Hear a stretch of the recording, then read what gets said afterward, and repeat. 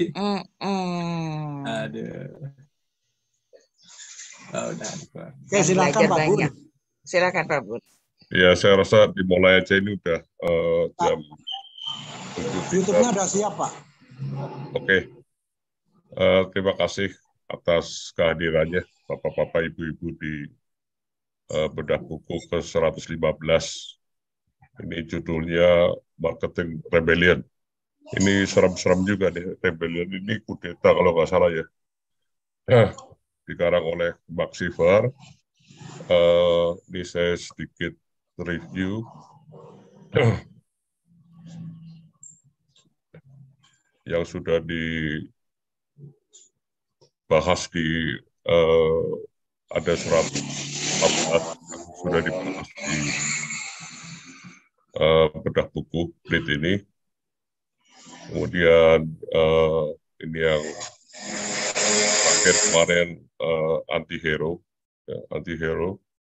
Kemudian hari ini diteruskan dengan marketing rebellion.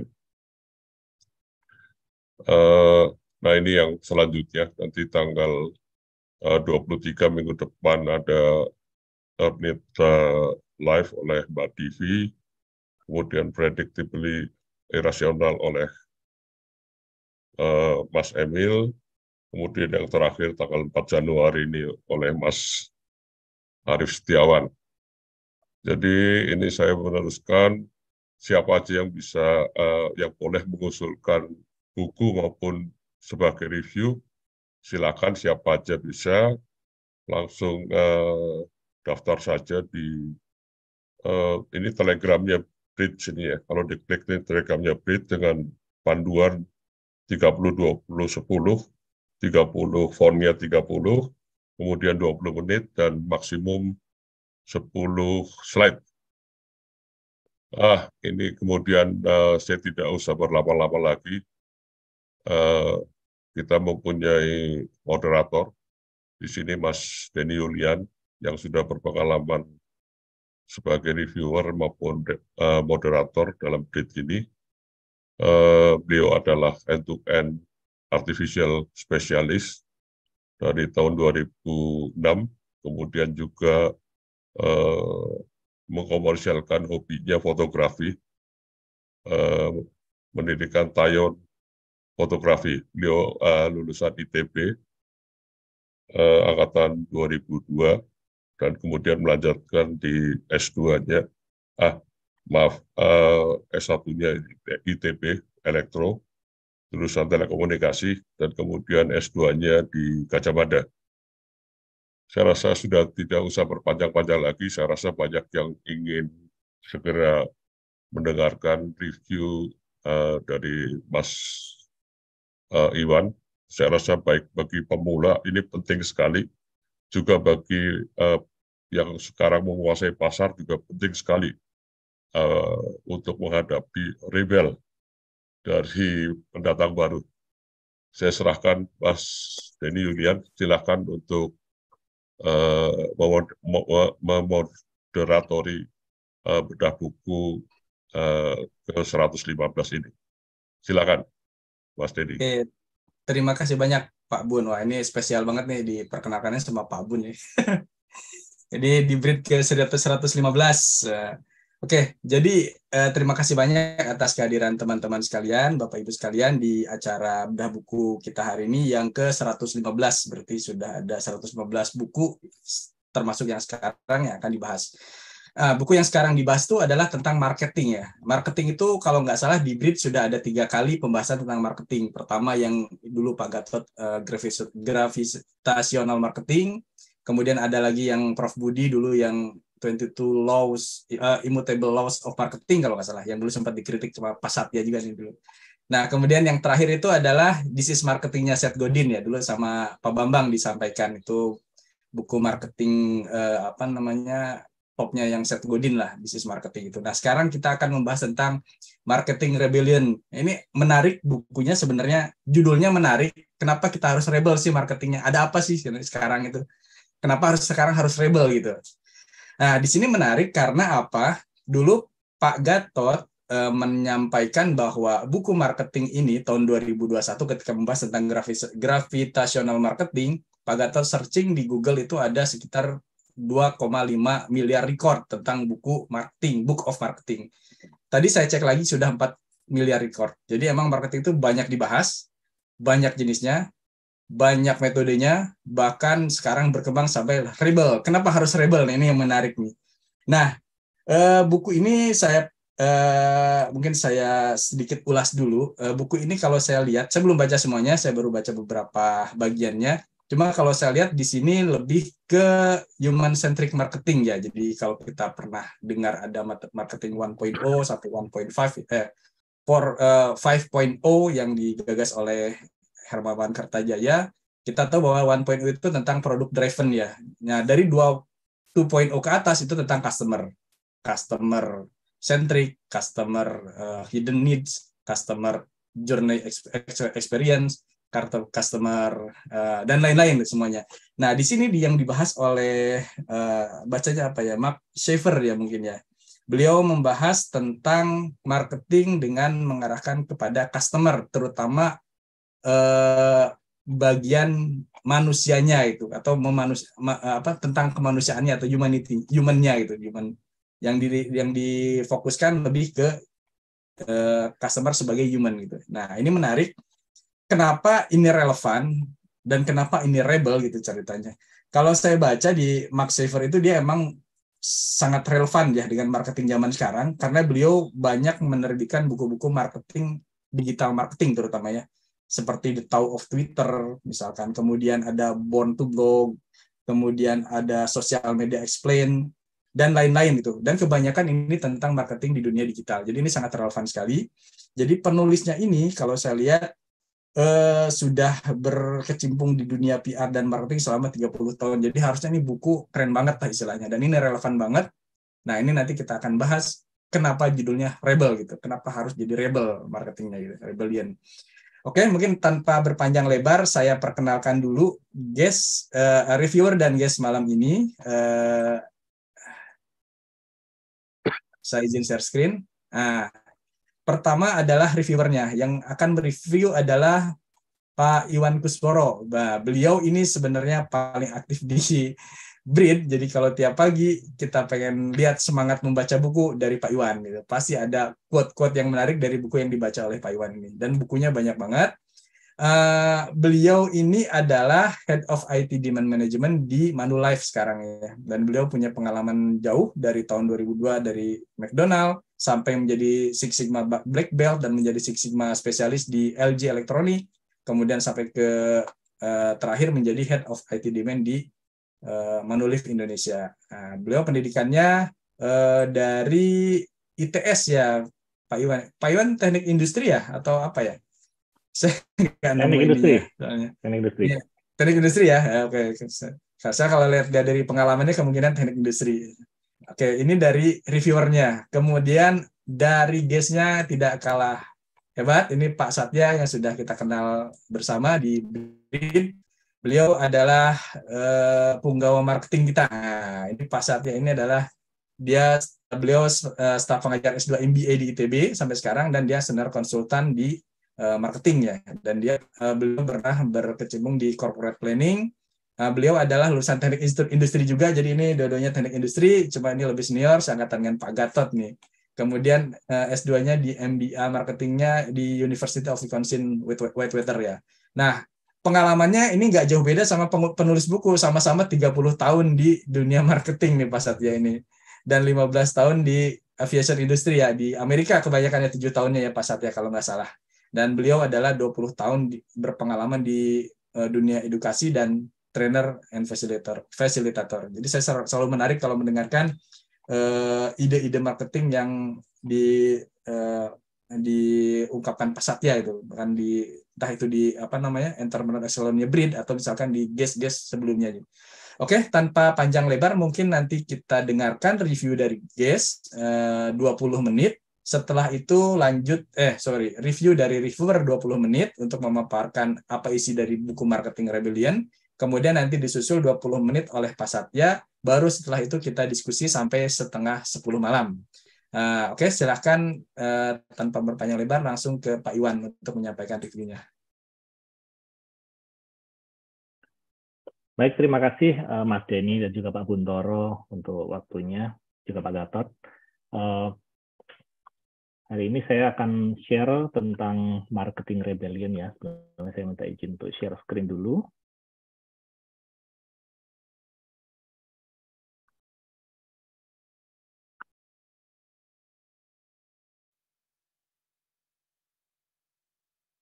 Ya, apakah sudah terlihat screen saya? Sudah, Pak Iwan. Sudah, Pak. Baik, buku Marketing Rebellion ini ditulis tahun 2018 oleh Mark Schaefer, dan Mark Schaefer tadi Mas Denny sudah sempat jelasin juga, dia ada nulis beberapa buku. Saya juga baru baca 2 bukunya, dan Marketing Rebellion ini adalah buku pertama yang saya baca, dan saya cukup impress dengan cara penyampaian penulisannya dia yang banyak storytelling, dan itu menarik buat saya. Dan mungkin sedikit disclaimer bahwa saya sendiri sebenarnya bukanlah orang yang bekerja maupun berprofesi di bidang marketing ya. Jadi saya kerja di bagian IT, tapi saya merasa buku ini itu menyuarakan suara saya sebagai seorang customer. Dan kalau di dalam salah satu podcastnya si Mark Schaefer sendiri, dia bilang bahwa marketing ini adalah ilmu yang cepat berubah. Jadi nggak konstan, karena sangat tergantung pada tren, pada selera masyarakat, kemudian juga generasinya juga sangat mempengaruhi dari ilmu marketing ini sendiri. Jadi kalau dia bilang nggak ada sih orang yang expert di marketing itu, karena ilmunya akan cepat berubah. Makanya saya berusaha untuk membawakan materi ini walaupun saya nggak ada background marketing sama sekali. Oke, baik, sebelum saya mulai, saya ingin mengajak teman-teman di sini untuk melihat sebuah video. Video ini adalah video tentang produk sabun yang dibikin pada iklannya dibikin tahun 1968. Oke, kita tonton dulu bersama-sama ya. Carol, be more careful. Remember, she's just a baby.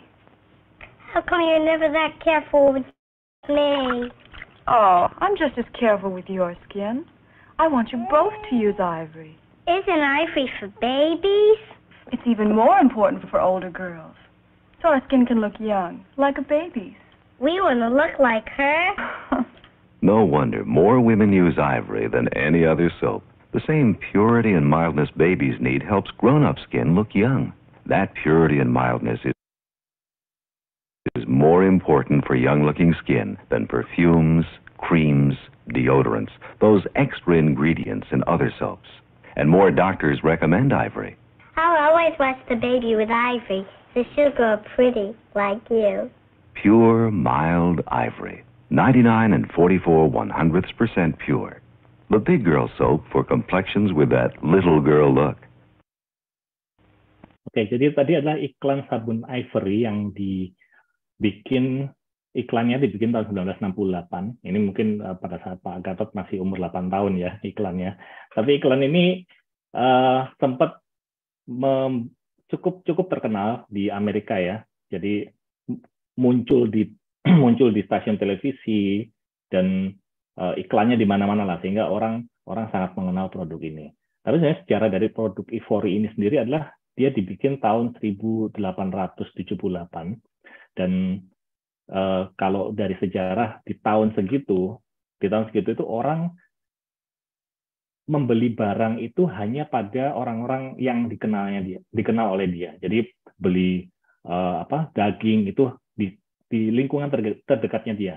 Jadi mereka mengenal siapa pembuat siapa yang jual daging, siapa pembuat sepatu, siapa pembuat baju. Mereka hanya membeli dari lingkungan sekitar. Sehingga konsep membeli barang yang diproduksi oleh sebuah produsen yang mereka nggak pernah kenal sebelumnya itu belum ada dulu. Jadi sabun Ivory ini awalnya dibikin dia dulu orang kalau beli sabun itu adalah batangan, jadi dipotong-potong gitu, terus bawa pulang. Tapi Ivory ini adalah yang pertama mengenalkan sabun yang dibungkus satuan, dan itu cukup cukup menarik perhatian orang sehingga orang beramai-ramai beli. Dan P&G sendiri sebagai si produsen sabun Ivory ini akhirnya menggelontorkan dana yang cukup besar untuk pemasaran produk ini, sehingga pada tahun 1960-an tuh market share-nya bisa mencapai 50% pada saat itu. Nah, yang terjadi kemudian dari market share 50%, dia turun sampai 20% di tahun 1970-an. Dan pada saat buku ini tulis tahun 2018, dia market share-nya udah turun sampai 3%. Nah, fenomena ini cukup menarik karena itu tidak hanya terjadi pada produk Ivory Soap ini, tapi juga pada brand-brand yang cukup dikenal pada saat itu. Seperti dulu ada produk namanya Tide, itu sabun cuci ya, kemudian ada Pampers untuk popok bayi, kemudian ada pasta gigi Crest juga. Itu produknya sama mengalami penurunan market share, dan agak mungkin bisa dibilang kok bisa gitu loh, produk yang sudah dikenal cukup lama dan didukung oleh advertising atau pengiklanan, pemasaran selama 100 tahun lebih yang didukung oleh orang-orang pemikir dari bidang marketing yang cukup hebat, kok bisa gitu sampai ibaratnya menghilang dari pasaran. Dan kalau kita lihat sabun itu sesuatu yang kita masih pakai sampai hari ini. Jadi bukan karena sekarang orang udah nggak pakai sabun maka dia nggak laku lagi, nggak. Tapi kita tetap pakai sabun. Jadi apa yang terjadi di sini? Bagaimana ini bisa terjadi? Dan si Mark Schaefer sendiri menceritakan pengalamannya dia pada saat dia mengunjungi salah seorang temannya di daerah Knoxville kalau nggak salah. Di situ pada saat dia lagi di kamar mandi, dia melihat temannya itu menggunakan satu sabun yang diproduksi oleh brand lokal. Jadi di lokal sekitar situ dia melihat, oh ini produknya diproduksi oleh lokal company, dan kemudian dilihat juga dia macam-macam, aromanya itu macam-macam. Tapi yang menarik adalah produk-produk yang dia lihat di kamar mandi temannya itu ternyata dijualnya adalah 10 kali lebih mahal daripada produk Ivory tadi. Nah, kok bisa gitu? Terus dia nanya ke temannya, kok kamu suka banget sama brand ini? Apa yang bikin kamu suka sama brand ini? Terus temannya mikir, saya sih nggak yakin saya suka sama brand ini, tapi saya suka dengan tangan-tangan yang membuatnya. Artinya orang-orang di belakang brand ini, itu yang dia suka, yang bikin dia jatuh cinta pada brand ini. Nah, lebih lanjut dia nanya lagi, apa yang dilakukan oleh si the hands that made it ini kan? Apa yang dilakukan oleh orang-orang di belakang brand ini? Nah, dia menjelaskan di sini bahwa dia merasa bahwa brand itu membuat produk, atau orang-orang yang di belakang itu membuat produknya itu dengan tujuan tertentu. Yaitu pertama adalah mereka punya komitmen untuk membangun bisnis yang berkesinambungan dan sehat di lingkungan sekitar, our hometown. Kemudian juga mereka berbicara tentang environment, they care for the environment. Lalu juga ada locally sourced ingredient, artinya mereka mencari bahan bakunya itu dari petani lokal mungkin yang dimaksud di sini. Itu sesuatu yang bikin dia suka dengan brand ini. Selain itu juga dia ngomong soal integrity. Artinya dia memang brand ini menjalankan bisnisnya dengan penuh integritas. Kemudian they treat their employees really well. Dan juga mereka involved in our community, artinya mungkin kalau ada komunitas kayak UMKM gitu, brand ini aktif sekali di situ. Dan dia punya harapan untuk menjadikan lingkungan sekitar itu sebagai tempat yang lebih baik untuk ditinggali.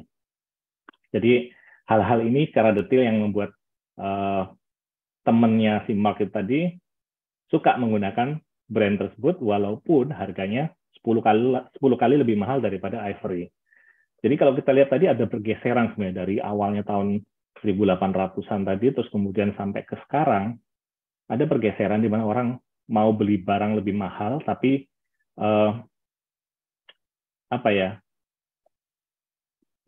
tergantung dari value-value yang dilihat di sini.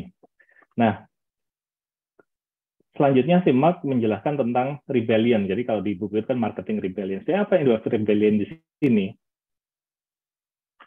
Jadi kalau di buku itu si Mark bilang bahwa sampai hari ini ada terjadi 3 rebellion. Rebellion itu kan kayak pemberontakan lah ya, pemberontakan.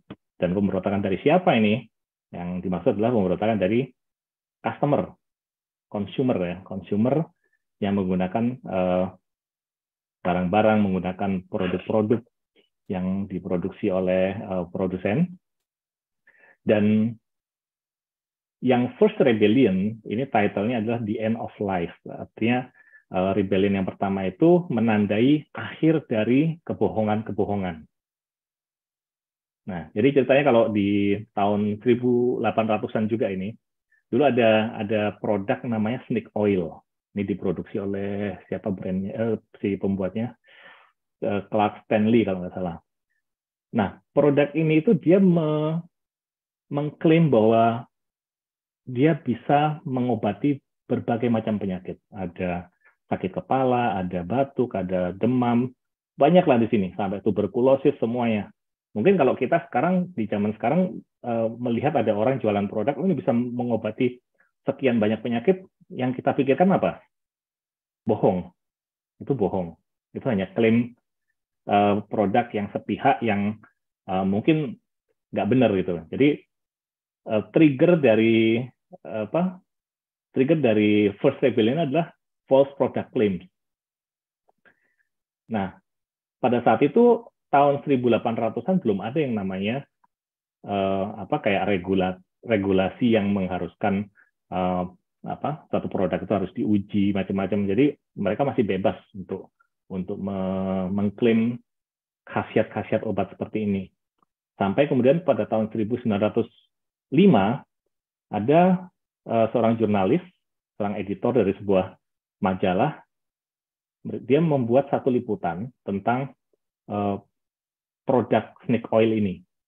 Dan dari 11 seri essay-nya dia, 11 seri tulisannya dia itu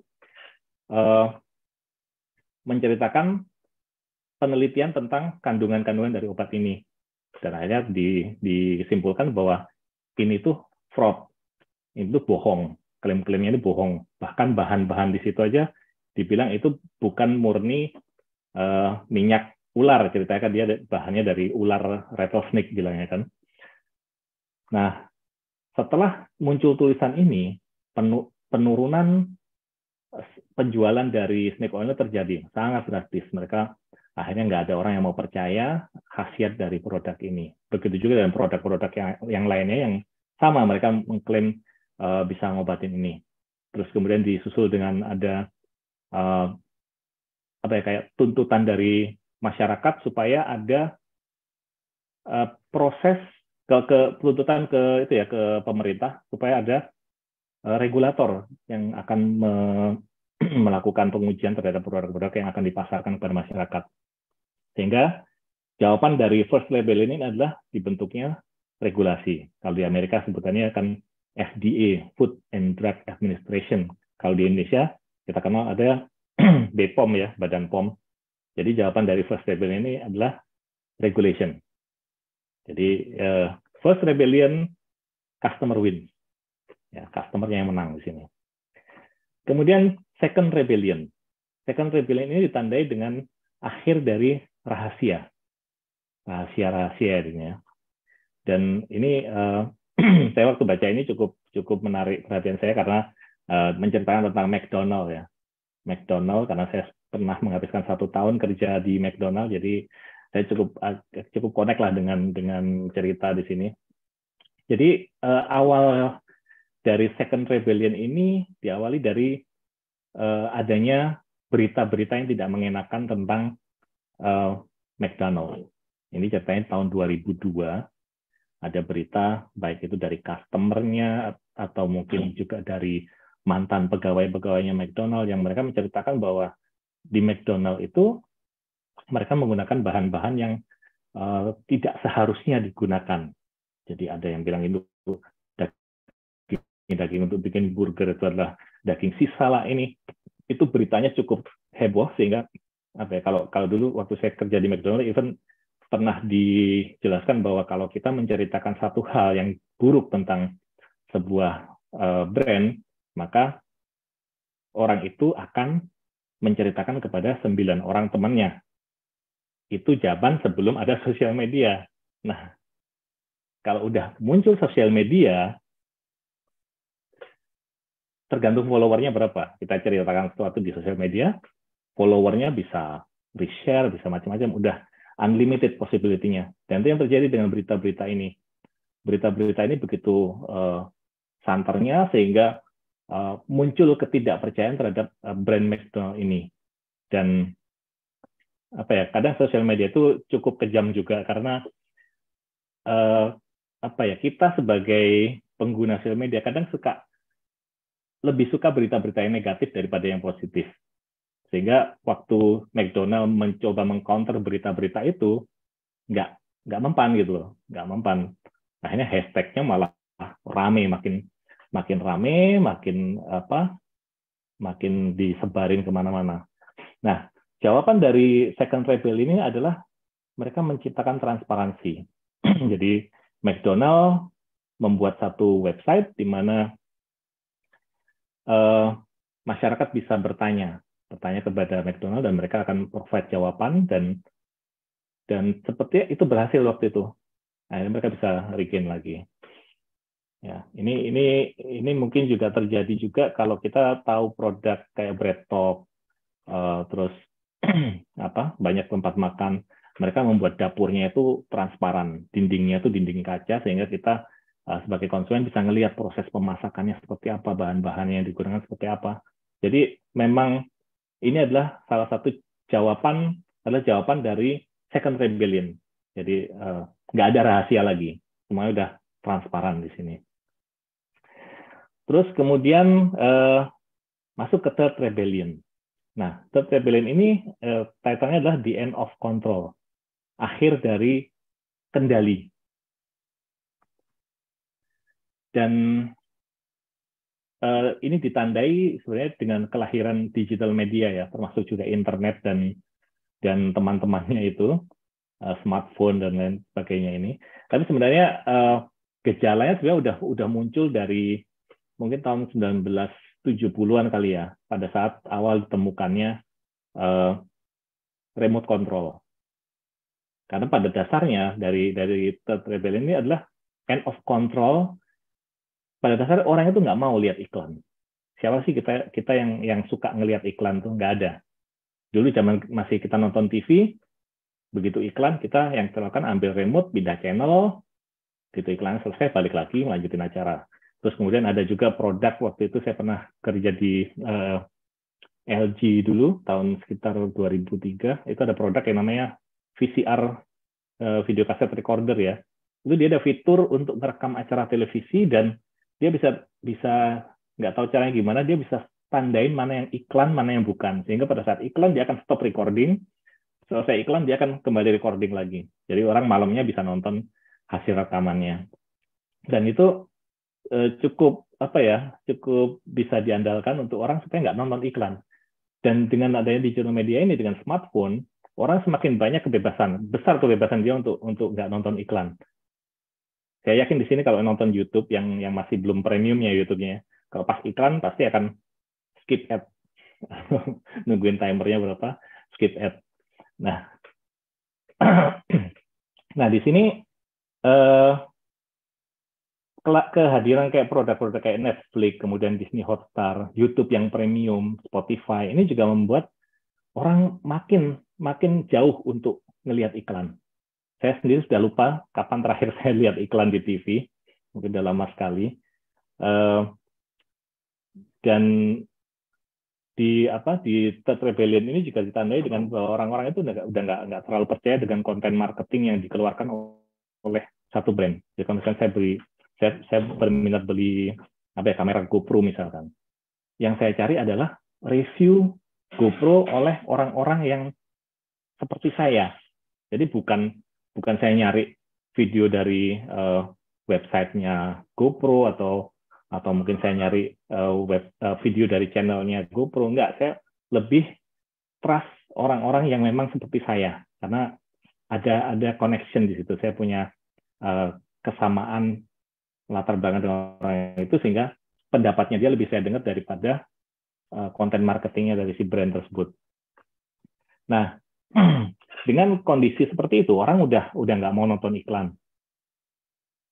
Lalu sebagai pemilik brand, mereka punya kesulitan untuk apa? Bagaimana untuk menjangkau orang-orang yang tidak terjangkau ini? How to reach the unreachable. Dan seperti halnya First Rebellion sama Second Rebellion, Third Rebellion ini ekspektasinya customer juga yang akan menang. Nah, bagaimana supaya supaya nanti si pemilik brand ini bisa mendekati si customer ini tadi?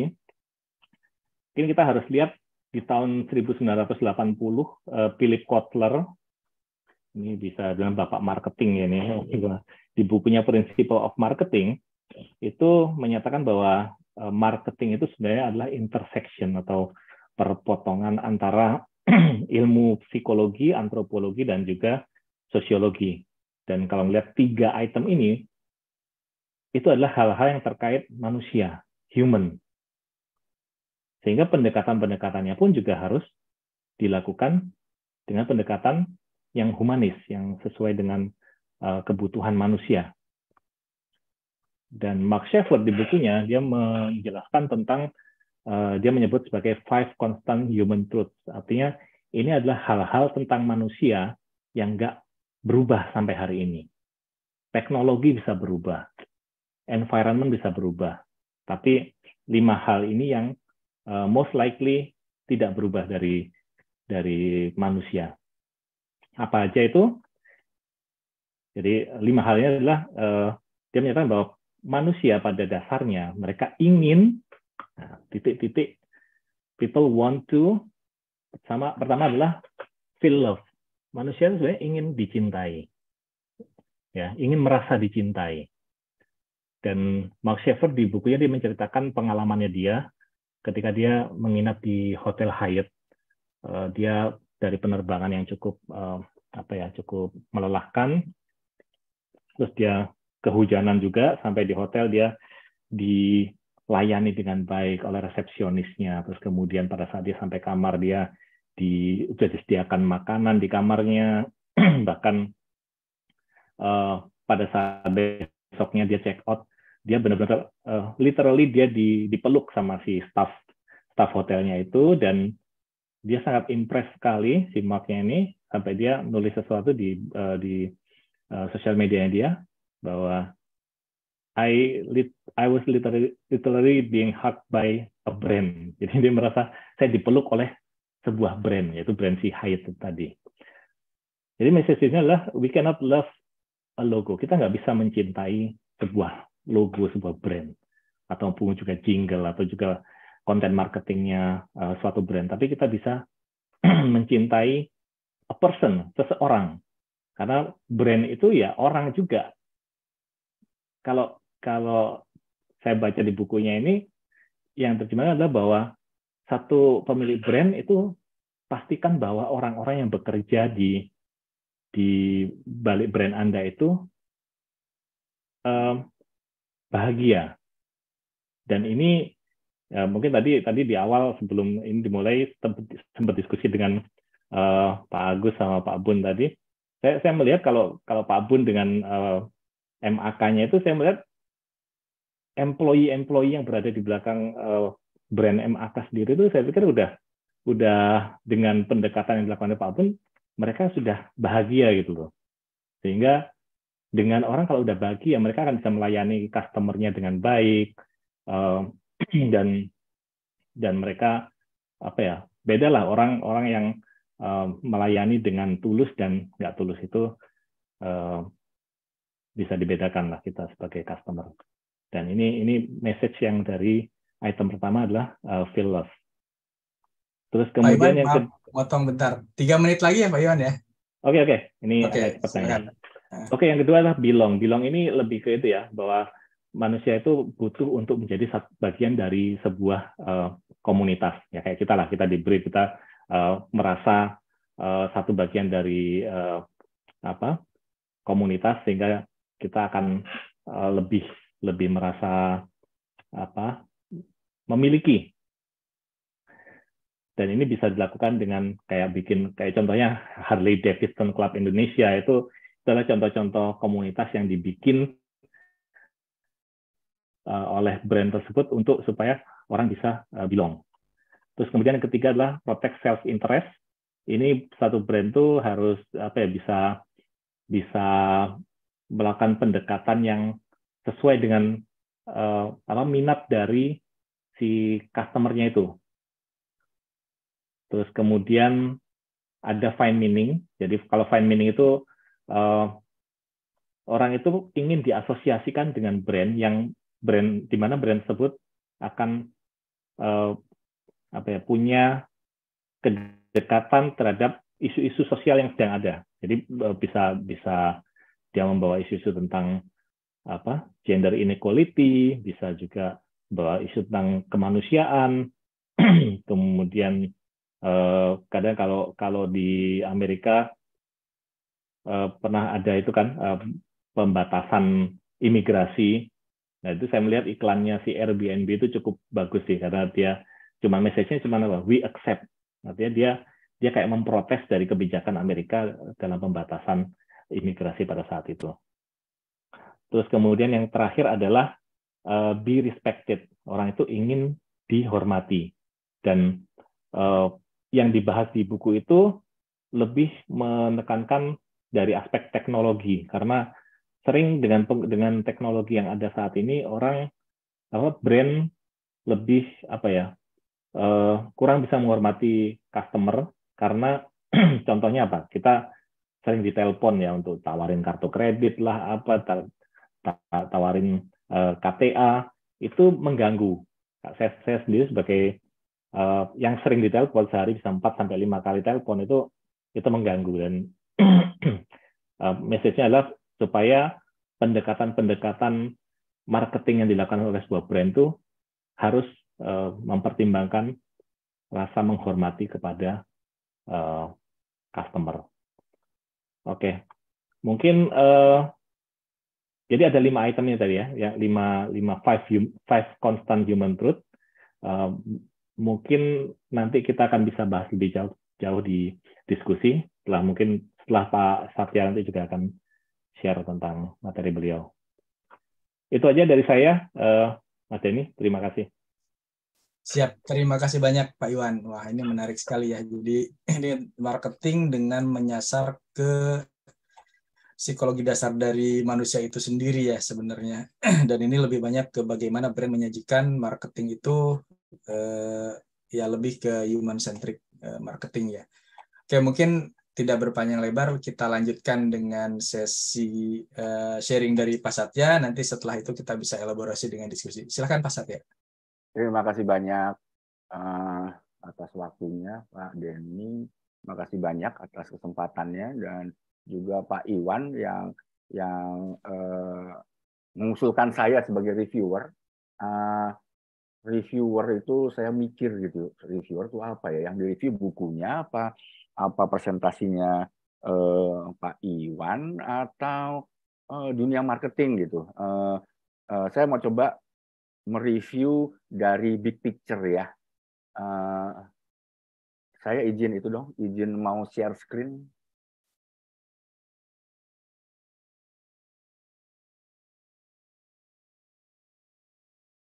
Ini masih host di disable screen sharing. Iya, ini yang berhak Pak Gatot, Pak Satya. Tadi saya tanya, tapi Pak Satya nggak Iya, balas. baru lihat saya.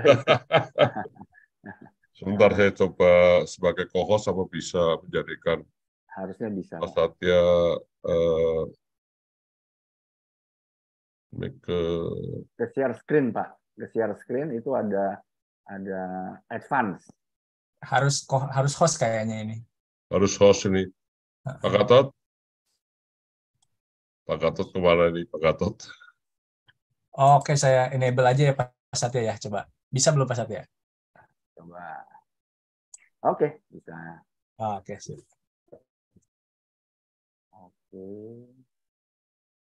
Oke,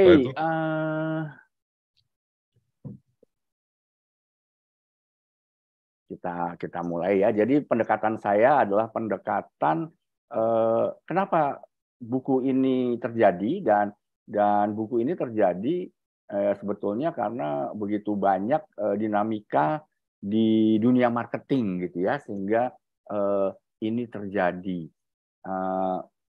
Ini sedikit mengenai saya, tadi sudah disampaikan sama Pak Denny, terima kasih banyak. Tapi kenapa saya tulis lagi di sini? Saya mohon ini nih, kalau ada teman-teman yang berkenan follow saya di IG, gitu ya. IG itu sekarang juga bukan hanya silaturahmi, membuat community, tapi IG itu dipakai untuk mengenal customer dan connect dengan customer. Ya, jadi saya juga menyarankan ke mahasiswa saya untuk sebelum Anda ketemu customer Anda, kenalilah customer tersebut lewat IG. Oke, itu. Nah, oke, sekarang kira-kira ini yang terjadi. Kenapa tadi yang disampaikan Pak Iwan itu begitu rame ya? Itu ada kebohongan, ada brand yang hilang, karena keluarnya digital bisnis itu membuat kompetitor jadi banjir. Ya, orang-orang yang tadinya nggak bisa punya perusahaan tiba-tiba bisa punya perusahaan.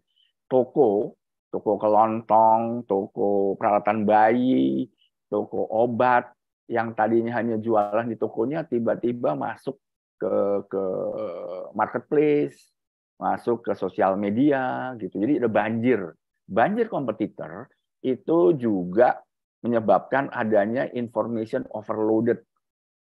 Ada begitu banyak informasi ada di sana. Jadi gimana? Apa yang benar? Bagaimana kita memilahnya? Ini ada kebingungan di sana, ya.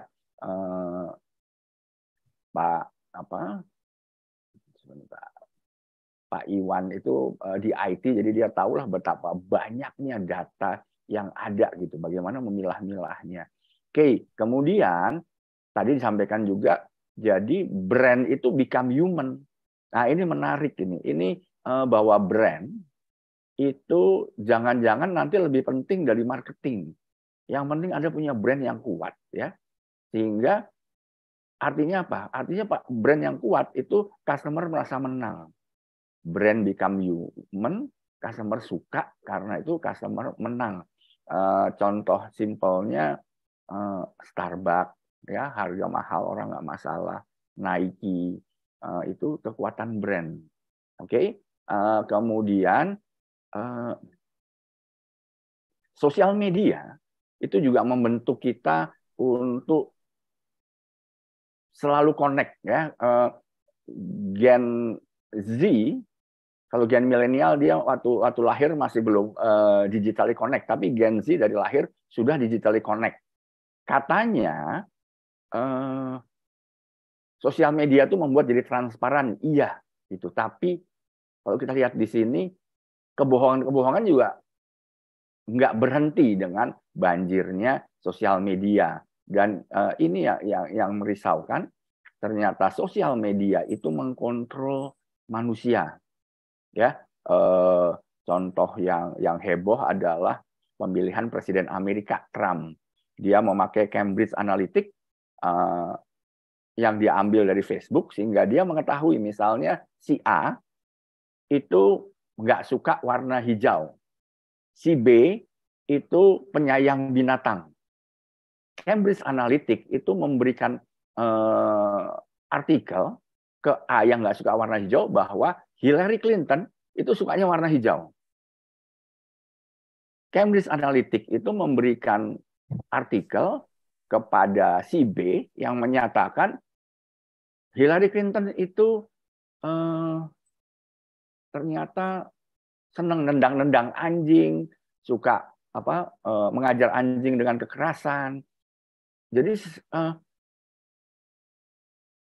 Donald Trump itu menang bukan karena dia lebih hebat dari Hillary Clinton, tapi dia menang karena orang nggak suka Hillary Clinton. Ya, itu di situ yang ada di sosial media, walaupun menjadi transparan. Oke, dan ini juga ditopang kebetulan dengan ramainya yang namanya ESG, People, Planet, Profit. Ini mengatakan bahwa kita itu seharusnya sejahtera bersama.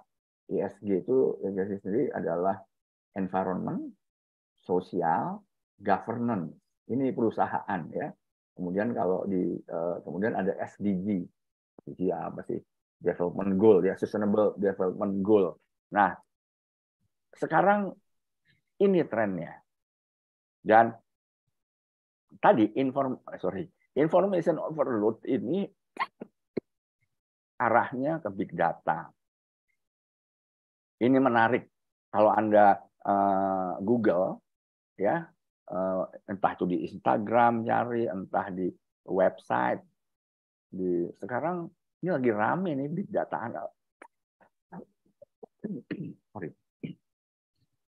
Big data analitik lagi rame gitu. Karena sekarang sangat dibutuhkan karena datanya itu mengerikan banyaknya. Nanti akan ada sedikit data mengenai berapa banyak data itu. Ya, jadi ini yang terjadi sekarang.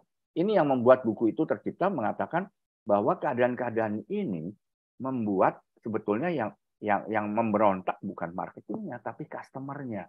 Customer merasa harusnya mereka diperhatikan, harusnya menjadi human, harusnya tidak ada lies, harusnya tidak ada secret lagi. Oke, ini buat teman-teman yang suka kesagaleh. Maunya buku ini mengatakan bahwa brand becoming human. People trust people, jadi human approach.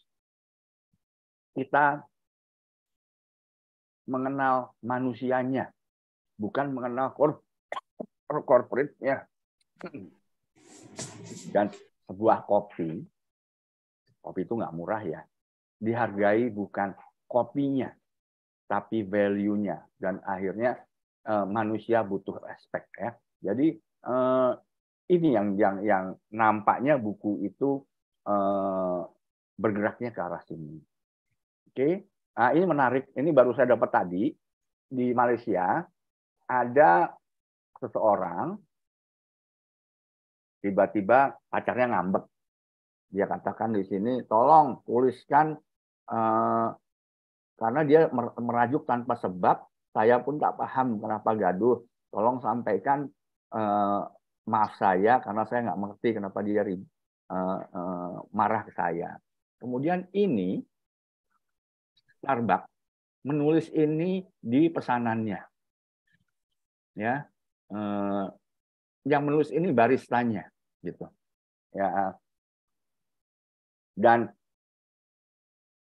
menjadi viral bukan karena Starbucks posting ini di sosial media, tapi orang Gojeknya atau siapapun yang kurirnya motret ini kemudian dia posting. Ada 700.000 penonton, 65.000 penyuka. Ini kan artinya orang suka sentuhan kemanusiaan, suatu respect ya seperti di sini, respect, sentuhan personal, dan Starbucks becoming human. Kebetulan ada mahasiswa saya yang sekarang kerja di customer analysis Starbucks. Dia mengatakan bahwa Starbucks sekarang fokus bagaimana barista itu bisa connect dengan customer. Itu kekuatan Starbucks. Ya, jadi kalau next time Anda ke Starbucks, coba perhatikan bagaimana barista menyapa Anda, barista melayani Anda, gitu. Jadi itu sekarang yang fokusnya Starbucks, meningkatkan kemampuan barista untuk connect. Oke, nah ini tadi big data. Big data itu sekarang gila-gilaan di volume, kecepatan, dan macam data. Ini volume, velocity, sama macam data. Nah, sekarang ini menjadi big business. Datanya ada di cloud. Kita lihat di device. Nah, ini analitik. Ini ada satu kursus data yang analitik mengatakan pada saat saya lulus, gaji saya misalnya 1 juta. Kemudian saya belajar data analitik, kursus, gaji saya menjadi 2 juta. Kemudian saya memiliki portfolio selama 5 tahun, gaji saya juga jadi 6 juta. Jadi sekarang data analitik lagi dicari. Ini kita lihat ya, dalam 1 menit di YouTube ada 4,5 juta video yang dilihat. Di Google ada 3,8 juta pencarian. Di Twitter ada 87.500 dalam 1 menit. 2019. Ya. 2020 yang tweet dari 87 menjadi 194.000. Yang lihat download TikTok menjadi 1.400 per menit. Ini gila-gilaan gitu ya. Apa yang terjadi, begitu banyak datanya. Bagaimana kita memilah-milah data itu? Jadi kalau Anda di data analitik, Anda harus punya kemampuan melihat data yang relevan dari sekian banyak menjadi informasi. Di informasi ini pun masih ada noise yang mungkin tidak relevan, dan akhirnya Anda mendapatkan ini insight. Jadi kalau ada yang mau pindah profesi, buat saya profesi yang bagus adalah bisnis analitik yang mulai dari data. Hebatnya lagi itu karena dicari orang, bisnis analitik itu bisa menjadi digital nomaden. Anda bisa kerja dari mana aja. Oke. Nah, kira-kira sih itu sebetulnya buku ini ya, Human, transparan, human, transparan, no more lies, treat people sebagai manusia. Gini, ini video ini adalah video mengenai bagaimana di zaman dulu tuh mungkin awal tahun 2000-an, manusia itu menjadi objek.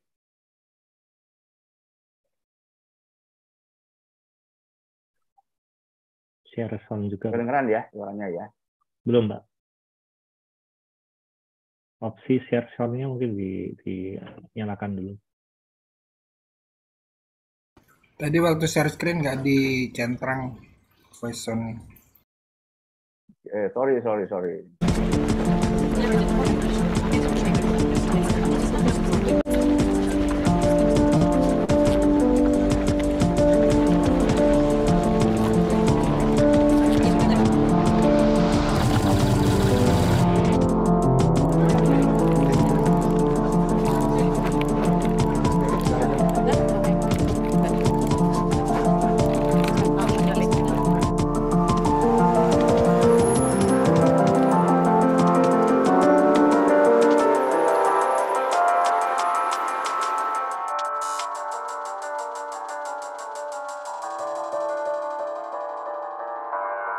Itu iklan Dove. Kalau Anda lihat iklan itu nggak ada masalah, nggak ada cerita sabun. Itu bagaimana Dove mencoba memperlihatkan bahwa mereka brand humanity. Ini juga cerita Dove.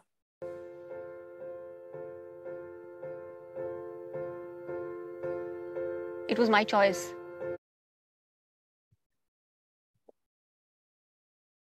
And now I will question myself for the next few weeks, maybe months.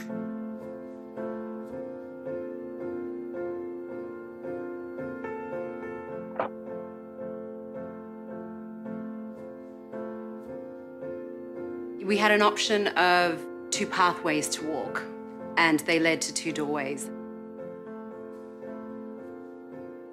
It was a bit confronting, actually, to be honest, to see these big signs and feeling like you had to choose and be self-conscious of how you perceive yourself and perhaps if it lines up with how the rest of the world perceives you. I went through the average door. Really? Yeah. Oh my gosh. Yeah. I didn't even hesitate. 漂亮对我的概念来说，就是像明星那种遥不可及的那种。我走的是一般。Mas eu acho que é mais porque eu me arrependi da escolha, porque era diferente do que eu vivo, é diferente do que eu sou. Am I choosing because of what's constantly bombarded at me, what I'm being told that I should accept, or am I choosing because that's what I really believe? I walked into that door which said average, and I didn't feel really good after that, because obviously I had rated myself average and nobody else.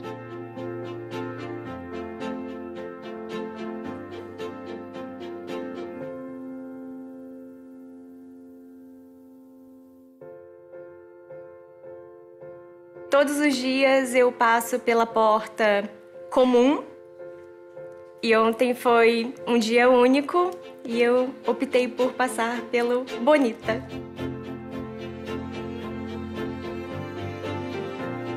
I wanted to go through the average door, but my mum just pulled me over to the beautiful door.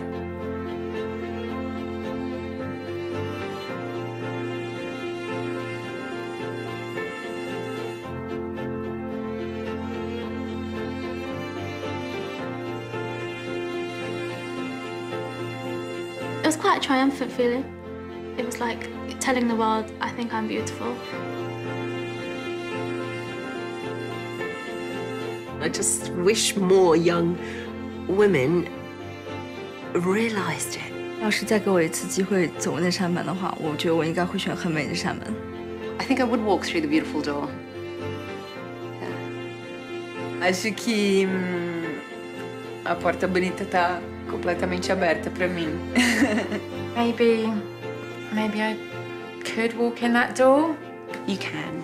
Next time I look into the mirror, I will see somebody really beautiful looking back at me. Beautiful is a great word.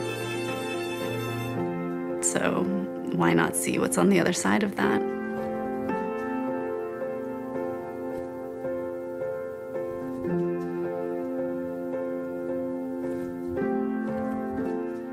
Kalau Anda lihat iklan ini, sama sekali nggak disebutkan ada sabun ya, nggak disebutkan bagaimana sabun itu bisa membuat Anda cantik, enggak. Tapi iklan ini sukses, penjualan meningkat. Kenapa? Karena iklan ini membuat customer-nya, yaitu di sini wanita, merasa Dove mengerti mereka. Ya, Dove memperhatikan feeling mereka. Jadi mereka pilih brand ini karena saya suka cara berpikir brand itu terhadap saya, gitu. Ini yang tadi disampaikan juga oleh Pak Iwan ya, jadi lebih human. Tapi adanya digital tadi disebutkan bahwa transparan gitu ya, kadang-kadang enggak juga gitu. Ini juga akibat digital. Ini satu contoh, saya mungkin udah pernah, bukan di Brit ya, saat itu di brand.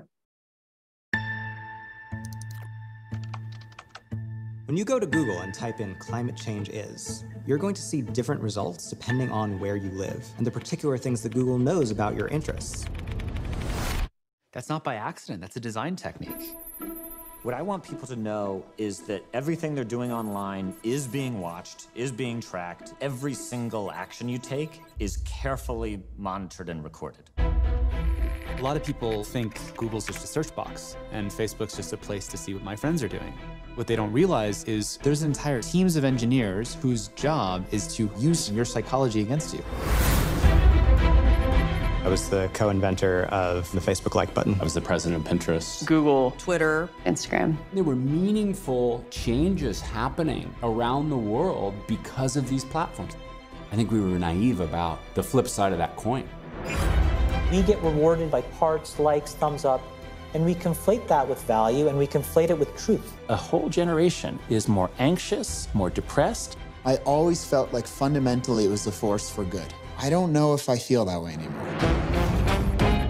Facebook discovered that they were able to affect real-world behavior and emotions without ever triggering the user's awareness. They are completely clueless.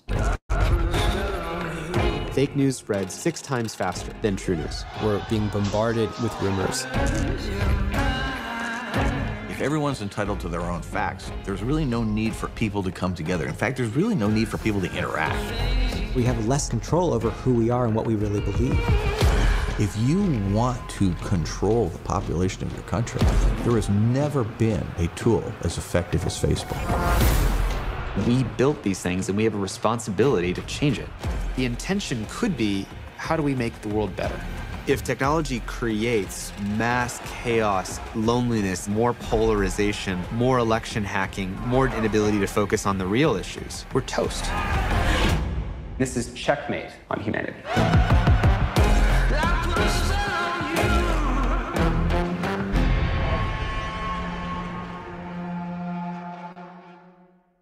Jadi ini dari film yang ada di Netflix judulnya Social Dilemma. Ini mengatakan bahwa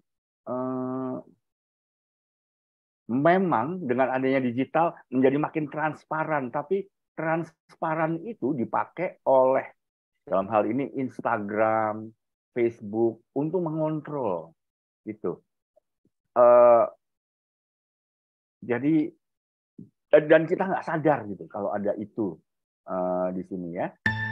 Kemudian tapi tadi sudah disebutkan di depan bahwa kita sekarang bergerak ke perusahaan dengan ESG tadi, SDG, sustainability. Ini video terakhir. Kebetulan Indonesia itu memiliki sumber daya pariwisata yang sangat-sangat besar, mungkin paling besar di dunia ya, sehingga ini eranya, ini timing yang pas untuk mengimplementasikan apa tren dunia untuk memajukan kesejahteraan rakyat Indonesia. Andrew and Marit miners have created a beacon of hope for the future of marine conservation in Indonesia. Founding the Misol Resort and establishing the 300,000-acre Misol Marine Reserve as a hope spot, their mission is to protect the world's richest reefs. By protecting juvenile shark nurseries, creating a community program to recycle ocean-bound plastics, and employing a team of rangers who patrol the reserve, the miners are committed to protecting the reef. Their efforts have increased fish biomass 250% on average over 6 years and 600% on some sites. And the number of sharks inside their no-take zone is 25 times higher than just outside. For their vision and dedication to safeguarding marine life, the miners are scuba diving's January-February Sea Heroes. The Sea Heroes program is sponsored by Seiko Watches, awarding the miners Seiko Prospex Paddy Special Edition dive watches. To support conservation in Misol, visit misolfoundation.org. Kalau kita lihat ini kayaknya dokumentari, tapi ini adalah iklan untuk Seiko, iklan untuk Misol Resort di Raja Ampat, dan iklan untuk foundation ini, foundation untuk Sea Conservatory, ya. Dan target market mereka siapa? Adalah turis-turis mampu yang terbang mungkin 20 jam lebih dari Eropa, dari Amerika, kemudian menghabiskan $10.000 gitu untuk membantu konservatori dari laut. Jadi begitulah sekarang customer ya. Mereka nggak mau, mereka mau itu kalau ada hikmahnya buat mereka menjadi pahlawan untuk konservatori, mereka melestarikan alam dan mereka menikmati itu, gitu. Jadi itu yang saya tangkap dari buku ini. Tapi memang tadi disebutkan di depan ya, memang ada beberapa yang mungkin kita bisa pertanyakan gitu, bahwa ada kontrol, lies-nya walaupun transparan tapi begitu banyak sekarang kebohongan, begitu banyak hoax gitu ya. No secret bagi manusia sekarang. Jadi manusia itu udah sangat-sangat transparan gitu. Oke, saya kira itu aja. Mohon maaf kalau waktunya terlalu panjang. Saya kembalikan ke Pak Denny. Terima kasih Pak Denny. Oke, terima kasih banyak Pak Satya. Menarik sekali ini dari pemaparan Pak Satya melengkapi pemaparan dari Pak Iwan tadi ya. Jadi saya jadi mikir juga tadi profiling itu ternyata bisa bermata dua ya. Yang pertama tadi yang Pak Iwan bilang di Rebellion itu, Rebellion yang ketiga itu protect self-interest. Artinya orang itu pengen iklan yang nyampe ke dia itu sesuai dengan interestnya dia. Tapi di sisi lain itu bisa dijadikan manipulasi tadi seperti kata Pak Satya. Ketika kampanye orang itu dibombardir dengan profilnya dia yang tidak suka baju hijau tapi dibombardir untuk menjelekkan lawannya misalnya seperti itu. Oke, ini menarik sekali. Pembahasannya akan lebih menarik lagi kalau kita langsung berdiskusi. Buat teman-teman sekalian, silakan kalau ada pertanyaan bisa raise hand, kita open mic saja biar lebih cair untuk diajukan pertanyaan ke reviewer atau ke guest. Silakan. Ini Pak Adi udah mau nanya, Pak Adi nih kayaknya. Silakan Pak Adi. Lo masih mikir-mikir ini, ilmunya tinggi banget. Yang lain dulu. Oke, silakan yang lainnya kalau ada. Ini ada Prof. Budi juga, ada Prof. Agus, atau Pak Buntoro mungkin. Atau kalau nggak ada mungkin saya pancing dulu ya. Ini tadi kalau Kang kita... Denny Chang. Prof. Agus, silakan Prof. Agus. Nah, ini provokator utama ya. Ini saya sering cerita bahwa saya bukan psikolog, tapi saya sangat tertarik dengan psikologi ya. Tadi Denny Chang telah cerita bahwa marketing rebellion ini fokus pada human gitu ya. Dan tadi di bagian akhir Kang Iwan cerita tentang 5 constant human truths itu ya, bahwa kita semua itu people want to feel loved, belonging, protect self-interest, find meaning, kemudian be respected begitu ya. Nah ini kalau 5 hal yang selalu ada di kita manusia ini lantas apa hubungannya dengan marketing penjualan gitu ya. Nah ini mungkin tadi yang dijelaskan oleh ini expert kita ya, ini aku nyebutnya bukan guys lagi nih Denny Chang. Pak Satya itu bukan guys, bukan tamu di kita ini. Bahkan ownernya ini mah bukan guys gitu ya. Nah itu dijelaskan dengan berbagai tadi ya, iklan-iklan dari Dove atau yang lainnya gitu ya. Nah ini pertanyaannya, kalau marketing itu kan jelas ya menjual suatu produk atau apa begitu. Nah ini pertanyaannya, apakah termasuk menjual konsep?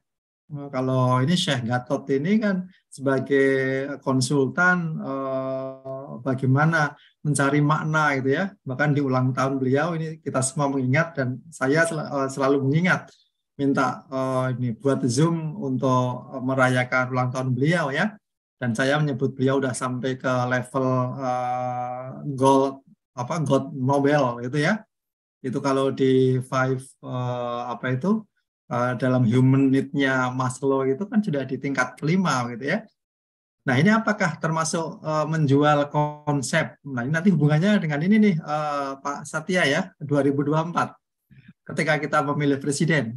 Nah ini yang dijual itu apakah termasuk ini marketing rebellion, bukan menjual produk tapi menjual mimpi, visi misi bagaimana Indonesia ke depan.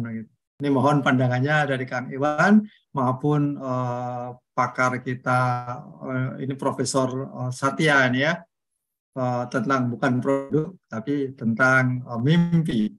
Karena kata si Harari dalam buku Sapiens itu, kita manusia ini punya bahasa untuk berkomunikasi, dan kita ini manusia menciptakan berbagai asumsi dan berbagai sesuatu yang memang diturunkan antar generasi begitu ya. Itu mohon pandangannya. Makasih Denny Chang. Iya, terima kasih banyak Prof. Agus. Silakan ditanggapi Pak Iwan. Mungkin Pak Iwan dulu ya mungkin. Oke, saya dulu ya. Jadi pertanyaan tadi lebih itu ya Pak, kalau untuk yang konsep ya. Oke, saya mungkin memposisikan diri sebagai salah seorang pengguna brand, salah satu brand ya. Saya bilang di sini adalah Apple. Saya dulu adalah pengguna Android dulu, tahun mungkin sekitar 10 tahun awal-awal 2010 itu saya masih pakai Android. Saya merasa ini produk yang sudah cukup mumpuni, tapi nggak tahu kenapa dulu saya awalnya dikasih iPhone 4S waktu itu sama kakak saya. Awalnya nggak saya pakai, saya masih bingung menggunakannya. Tapi pada suatu hari saya harus pakai itu karena Android saya rusak, saya harus pakai itu. Dan saya merasakan bahwa produk ini bagus, terus kemudian juga mudah digunakan, dan kemudian saya jadi browsing tentang historinya, tentang Steve Jobs, saya browsing. Akhirnya terbentuk satu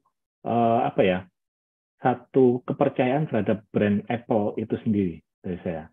Dan ketika Apple memunculkan produk-produk baru kayak iPad, kemudian untuk MacBook, AirPods, itu saya kayak nggak usah mikir gitu loh, nggak usah mikir, ini saya produk ini saya harus, kalau saya memang ada kebutuhan untuk fungsional dari produk itu, saya akan memilih produk Apple karena itu udah kayak keikat di sini, di pikiran saya udah brand Apple udah cukup mengena di saya. Jadi kalau mengenai konsep tadi, apabila kita sebagai pemilik brand, kita sudah punya kekuatan brand kita itu sudah cukup baik. Saya sih mikirnya apapun yang kita tawarkan kepada konsumen itu akan lebih mudah untuk diterima karena mereka udah ada trust di situ.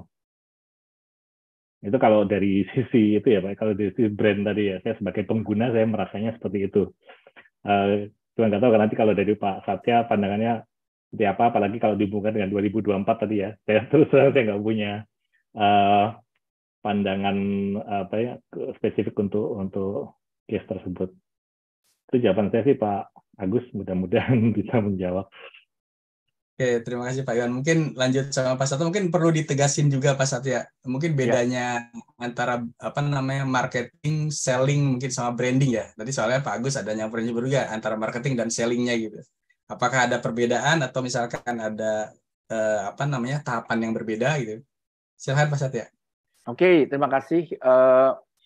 Iya, memang berbeda ya. Marketing itu sebetulnya mengkondisikan sehingga kita mengenal suatu produk, kemudian kita mendengar suatu brand, kemudian kita mengetahui brand ini tentang apa sih gitu. Kemudian setelah itu brand ini connection-nya dengan kita seperti apa, dan terakhir adalah apakah kita menjadi loyal customer ke brand ini ya. Nah, marketing itu bicara tentang tahapan-tahapan tersebut. Sales adalah orang-orang yang menyuruh, yang menarik pelatuk beli produk ini. Itu sales. Di ilmu basic marketing, yang namanya sales itu adalah bagian dari integrated marketing communication, atau dulu namanya promosi, salah satu dari 4P. Nah, sedangkan brand itu sekarang simpelnya adalah apa yang ada di benak Anda pada saat Anda mendengar brand tersebut, gitu. Ya, seperti saya sudah pernah sampaikan, KFC. KFC adalah ayam enak, gitu. Waktu masih jadi Kentucky Fried Chicken, memang populer, tapi Kentucky Fried Chicken itu ayam nggak sehat. Karena ada kata-kata fried-nya itu ya. Tapi begitu jadi KFC, walaupun tetap digoreng, tapi di benak kita KFC itu udah lebih sehat daripada Kentucky Fried Chicken. Itu brand. Ya, dengan brand juga kita mengetahui berapa brand equity atau brand value. Brand value itu bagaimana brand kita dibandingkan dengan brand lain ya. Sorry. Misalnya Samsung dengan iPhone. Ya. Samsung itu penjual market share-nya paling besar, tapi iPhone profit marginnya paling besar karena iPhone mampu membuat margin yang besar sehingga profit dia lebih besar dari Samsung secara keseluruhan. Kalau Anda punya teman yang punya Samsung, dikritik ya, kemungkinan dia nggak membela, kemungkinan dia malah mengatakan iya nih Samsung begini-gini. Tapi kalau Anda punya teman yang punya iPhone, dikritik iPhone-nya, kemungkinan dia membela. Itu yang namanya ultimate dari branding ya. Jadi kira-kira itulah. Nah, tadi sudah saya sampaikan di presentasi saya, jangan-jangan ya branding itu adalah bagian dari marketing sebetulnya. Branding itu bagian dari produk. Suatu produk itu ada fisiknya, ada fungsinya, atributnya. Sama suatu produk itu harus ada brand. Jangan-jangan sekarang brand itu atau branding itu di atas marketing gitu. Nah, kita melihat pada saat Jokowi dari Solo menjadi gubernur menjadi presiden. Ya walaupun gubernurnya di Jakarta nggak lama, kemudian jadi presiden menang pula. Itu karena ngebrandnya itu sangat-sangat bagus gitu ya. Kalau sebetulnya kalau dibanding Prabowo, saya ngelihat Prabowo lebih banyak punya pengalaman gitu ya. Tapi yang memoles Jokowi itu brandnya sangat bagus sehingga Jokowi dianggap oh ini future leader, oh ini yang nanti mampu membawa kita ke Indonesia sejahtera. Itu orang melihat Jokowi gitu ya. Sehingga walaupun Jokowi bawa banyak kekurangan, tapi karena brand value-nya sangat tinggi, kekurangan ini tertutup. Oke, sekarang kita cerita 2024. Tadinya kalau tidak ada sosial media, kemungkinan 2024 itu presidennya lebih objektif pemilihannya. Saya mengacu kepada pemilihan presiden Amerika. Presiden Amerika itu selalu harus WASP, White, Anglo-Saxon, Protestan. Jadi harus orang putih, keturunan Irlandia, Irish, dan Protestan. Nah itu terpotong oleh Kennedy. Kennedy itu dia Katolik, ya. Tapi di luar itu semua seperti itu, WASP. Nah kemarin yang Trump itu memutarbalikkan itu gitu. Jadi pemilihan presiden bukan berdasarkan hebatnya seseorang, tapi berdasarkan nggak sukanya seseorang terhadap calon presiden gitu. Nah, apakah itu bisa terjadi di Indonesia? Sangat bisa terjadi, apalagi ternyata orang Amerika yang katanya berpendidikan itu juga banyak terkecoh kok gitu. Jadi saya ngelihat ya, orang Indonesia itu yang masih kuat adalah presiden mereka itu harus memiliki persamaan sebanyak mungkin. Gitu ya. Apa itu? Agama harus sama. Kemudian suku mungkin harus sama. Karena nggak ada di Indonesia presiden yang non-Muslim, dan belum ada di Indonesia presiden yang terpilih ya, yang non-Jawa gitu. Mungkin itu masih seperti itu, tapi ya pada saat nanti 2024 perang sosial media akan sangat-sangat menurut saya mengkhawatirkan. Iya, memang visi misi masih didengar orang. Tapi apalah artinya visi misi zaman sekarang ya? Gitu. Berapa banyak orang yang memilih berdasarkan visi misi? Karena kalau kita bicara visi misi, saya yakin semua calon presiden nanti visi misinya bagus-bagus semua gitu. Jadi nanti pemilihan berdasarkan persamaan dan berdasarkan bagaimana sosial media berperan untuk mengarahkan, mengontrol seseorang untuk memilih ya. Ini bukannya tidak mungkin karena kejadian kok di Amerika gitu. Saya kira begitu jawaban saya. Terima kasih. Oke, terima kasih banyak Pak Satya. Jadi ini menarik nih Prof. Agus. Kalau buat 2024 berarti lebih ke personal brand nantinya ya. Sekarang udah banyak tuh, ada tokoh-tokoh yang cinta petani, cinta petugas bangunan dan lain-lain. Nah itu personal brand. Saya jadi ingat yang dikatakan oleh kembali lagi Helby Yahya. Sebenarnya nggak cuma politikus yang perlu personal brand, tapi kita pun perlu personal brand. Nah, siapa yang bisa nge-brand kita? Tadi Pak Satya bilang itu brand itu adalah persepsi orang terhadap kita. Nah, kalau kita nggak ngebuat brand terhadap diri sendiri, maka orang lain yang akan menciptakan brand itu. Gitu. Itu menarik sekali kata-kata Helmy Yahya karena beliau bikin buku juga tentang personal brand. Jadi buatlah personal brand kita sendiri sebelum itu dibuat oleh orang lain. Oke, mungkin lanjut ke pertanyaan berikutnya. Silakan kalau ada yang bertanya. Pak Buntoro sudah buka kamera nih, kayak mau bertanya nih. Kang Denny, boleh dong? Jadi tertarik. Pak Adi, silakan Pak Adi. Ya, tadi saya lagi mikir-mikir ini. Jadi antara brand dan marketing ini ya. Yang perjalanan untuk bisa memperkuat brand itu kan juga panjang ya, dan brand juga bisa jatuh karena kurang agresifnya marketing juga ya. Jadi sebenarnya ketika ini kan yang sudah besar-besar. Nah, ketika kita, untuk yang pebisnis pemula yang baru mulai mau masuk ke dunia bisnis.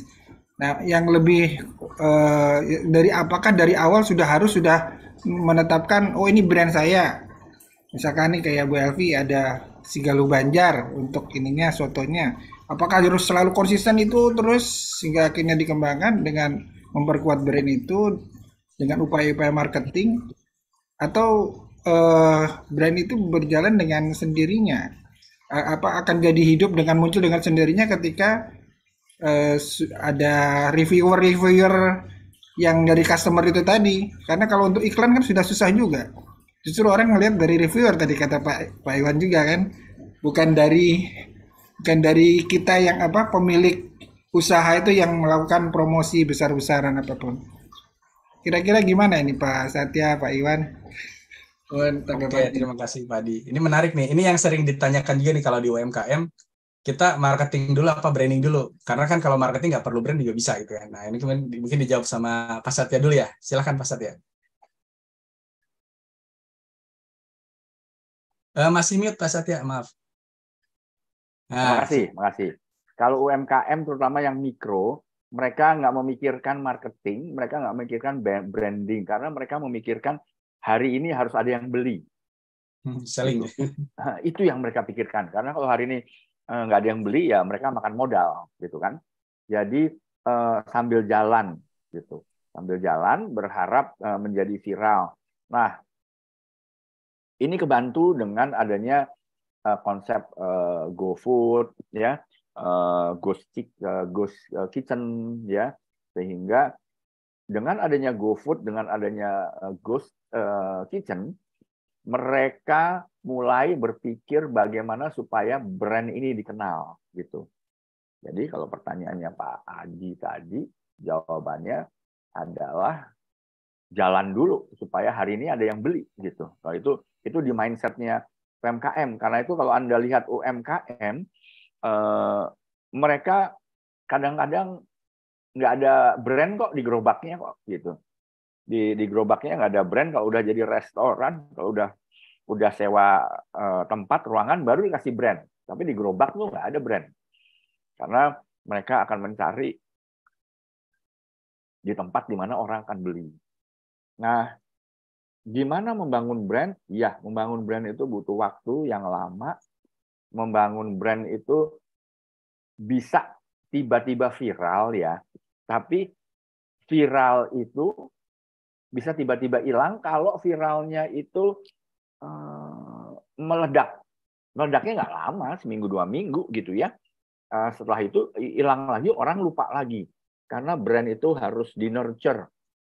Nurture itu bahasa Indonesianya apa ya?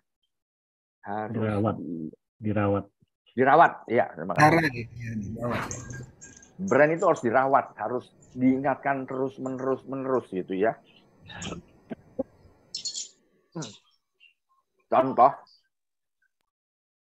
brand yang tingkat awareness-nya tinggi, Porsche, Ferrari, itu dia berhasil begitu karena dia rajin mengatakan kehebatan produk ini, ya, rajin mengatakan kehebatan produk ini bahwa ini supercar, tapi tidak berarti karena tingkat awareness tinggi orang rame-rame beli, enggak kan? Di Indonesia juga mungkin hanya segelintir orang yang punya Ferrari atau Porsche gitu. Jadi singkatnya tadi adalah bahwa UMKM itu berpikir yang penting hari ini ada yang terjual, sama saya kasih merek bisnis saya. Syukur-syukur nanti orang kenal, kemudian di GoFood, di Marketplace, di Ghost Kitchen ya, GoFood juga atau Shopee Food, itu mereka mulai memikirkan brand, tapi mereka belum melakukan perawatan brand. Begitu Pak Andi, tadi makasih pertanyaannya Pak Andi. Berarti dari fokus ke sales saja dulu ya. Yang penting fokus ke sales itu. Karena itu kualitas produk dikuatkan. Ya. Mode of mouth sama itu berarti online marketing itu jadi bisa jadi alat untuk lojak lompatan ini ya. Menguatkan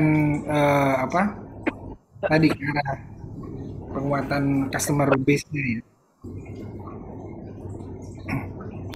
Online marketing itu membantu mengexpand target customer.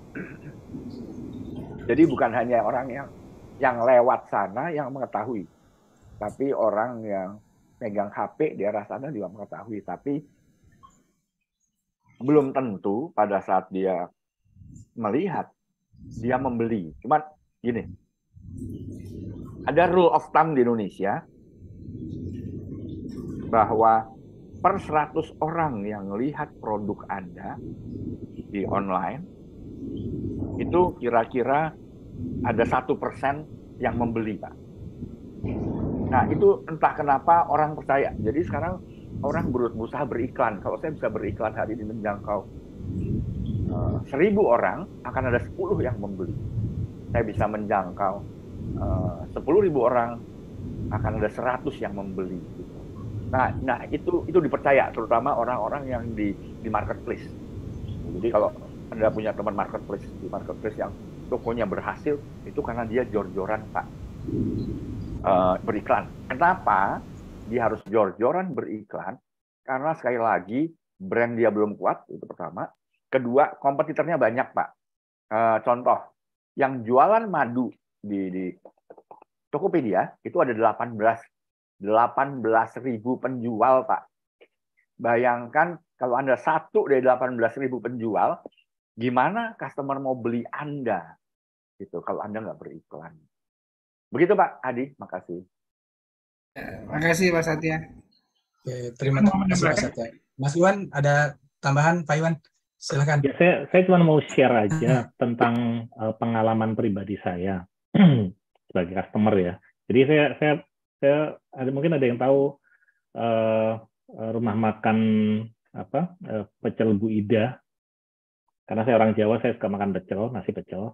Jadi pecel Bu Ida ini ada cabangnya, ada di Gading Serpong, ada di Cibubur, ada di BSD juga ada.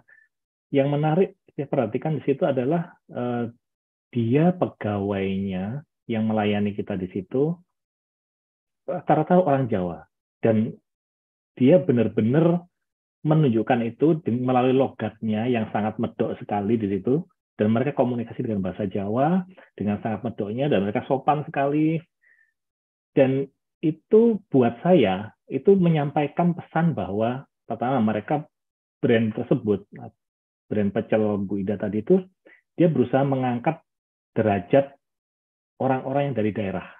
Dia dibawa ke sini, kemudian diberi pekerjaan, dan itu sangat connect dengan saya, karena saya karena orang Jawa, jadi merasa oh ini brand ini sangat sangat menghargai orang Jawa, dibawa mereka dikasih pekerjaan, mereka sangat care, dan itu saya merasa bahwa saya bisa percaya dengan brand ini. Akhirnya kapan pun saya terasa pengen makan nasi pecel, ya kepikiran di saya adalah pecel Bu Ida tadi, karena ya itu ada kedekatan dari value yang dibawa sama mereka, dan itu kalau dihubungkan dengan yang 5 tadi itu yang terkait protect self interest. Jadi saya akan sangat kalau itu terkait suku saya Jawa, saya akan langsung connect, ini sesuai dengan apa yang saya minati di situ. Itu sih, jadi banyak sih di buku itu dicontohkan banyak. Untuk yang poin pertama itu terkait yang feel love, itu ada contoh-contohnya, dan saya pikir mudah dipahami juga sih di buku itu. Oke, terima kasih banyak Pak Iwan. Terima kasih banyak. Saya nambahin dikit sebenarnya. Sebenarnya benar kata Pak Satya, kalau misalnya UMKM itu lebih ke selling ya, karena bertani tiap hari.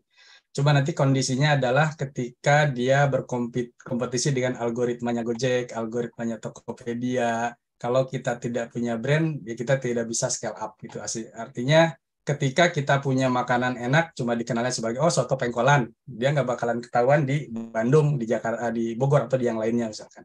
Kayak misalkan Bu Elvi punya soto Banjar, punya brand, nah itu orang bisa tahu meskipun dia jauh dari ini.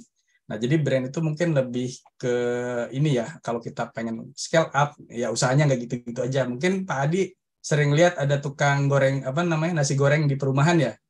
Dari dulu sampai sekarang udah puluhan tahun gitu-gitu aja kan, karena nggak punya brand. Tapi kalau misalkan, atau tukang batagor lah, tapi kalau misalkan Pak Adi ke Bandung, batagornya apa? Batagor Riri. Pak Adi belum pernah nyoba, tapi Pak Adi tahu kan batagor Riri. Nah, itu mungkin scale up-nya jadi lebih cepat. Mungkin itu sih ya dipengaruhi. Memang UMKM kebanyakan bermulanya dari lebih ke sell, dan bahkan tidak ada marketing ketika di pasarnya. Tapi emang kalau pengen scale up, kita harus ya merintis brand itu. Oke, menarik sekali. Ini sudah ada pertanyaan lagi dari Mas Guruh. Silakan Mas Guruh, dinyalakan mic-nya. Ya, terima kasih Mas Denny atas kesempatannya. Sebelumnya terima kasih Mas Iwan dan Prof. Satya, luar biasa presentasinya. Kalau kata anak muda itu isinya daging semua, Pak. Saya izin bertanya pertama untuk Mas Iwan. Kan Mas Iwan punya background IT ya. Nah, jadi apakah tadi yang Mas Iwan sebutkan Tree Rebellion itu sebanding atau berbanding lurus dengan perkembangan teknologi gitu, Mas? Apakah dia berbanding lurus, dan kira-kira menurut Pak Iwan sendiri, apakah ada the fourth atau rebellion keempat nih, kira-kira itu seperti apa gitu, Pak? Karena kita tahu perkembangan teknologi ini cukup eksponensial gitu. Yang kedua untuk Prof. Satya, tadi Prof. Satya kan menyinggung soal salah satu serial Netflix, yaitu Social Dilemma ya.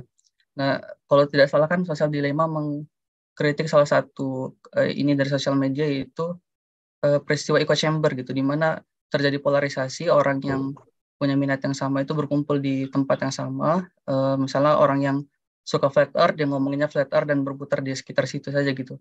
Nah, jadi saya kadang berpikir gitu, Pak, bukankah kalau dari segi marketing itu menguntungkan gitu, karena kan seperti review sebelumnya di buku Seth Godin itu, bahwa yang pertama adalah kita menentukan spesifik customer yang kita tuju gitu. Jadi apakah polarisasi ini justru menguntungkan marketing gitu, atau seperti apa gitu. Jadi saya kadang jadi berpikir seperti itu gitu. Jadi kalau dari pandangan Prof. Satya sendiri, apakah polarisasi ini berhubungan dengan marketing dan justru menguntungkannya untuk menentukan spesifik customer atau seperti apa? Ini tuh Mas Eni, terima kasih. Oke, terima kasih banyak Mas Guru. Oh, menarik sekali nih. Silakan Pak Iwan, apakah ada rebellion keempat? Nanti bisa bikin paten Pak Iwan. Kayak penulis bukunya. Baik, terima kasih Mas Guru. Jadi kalau ditanya tadi apakah teknologi itu berpengaruh terhadap adanya rebellion tadi, sebenarnya kalau kelihatan dari yang rebellion yang pertama tadi itu even belum teknologi ya sebenarnya. Karena sebenarnya kita kayak kembali lagi kepada awal dulu, di mana orang itu mengenal siapa yang dari mana dia beli barangnya, terus kemudian namanya siapa, dia sangat mengenal sekali, sehingga memang udah ada connection secara human di awal pada saat sebelum first rebellion itu. Kemudian tadi kan sabun Ivory mulai diperkenalkan dan mulai eranya orang membeli barang dari pihak lain yang mereka sebelumnya belum kenal sama sekali. Jadi kayak ini kembali lagi ke zaman dulu sebenarnya. Cuman sudah diwarnai dengan ada teknologi dan lain sebagainya, dan skalanya lebih besar kalau yang sekarang. Bagaimana kita bisa percaya pada sebuah brand yang apa ya, yang kita ya belum kenal sebelumnya, tapi brand itu bisa memberikan human touch tadi secara skala yang lebih besar. Terus kemudian mengenai pertanyaan tadi, apakah ada Fourth Rebellion? Nah, ini di chapter terakhir dari buku ini ada nyebutin the Fourth Rebellion. Tadi kan End of Life, End of Secret, sama End of Control. Dia di sini masih, saya sendiri membacanya juga masih belum begitu paham, cuman dia sempat ada nyebutin sebuah essay judulnya The End of Advertising, oleh ada penulis lain di sini kan. Jadi dia juga menyinggung mengenai apa ya, marketing to on a molecular level. Jadi mungkin teknologi udah saking canggihnya sampai marketing itu udah sampai apa ya, mungkin dari DNA juga ya, masih susah bayanginnya saya dengan baca ini tentunya. Tapi masih dimungkinkan ada Fourth Rebellion. Cuman intinya semuanya kembali kepada sisi manusia sih. Itu nggak akan berubah kalau di buku itu. Jadi tetap psikologi, antropologi sama sosiologi yang dibilang Philip Kotler di tahun 1980 itu masih akan tetap relevan sih seharusnya.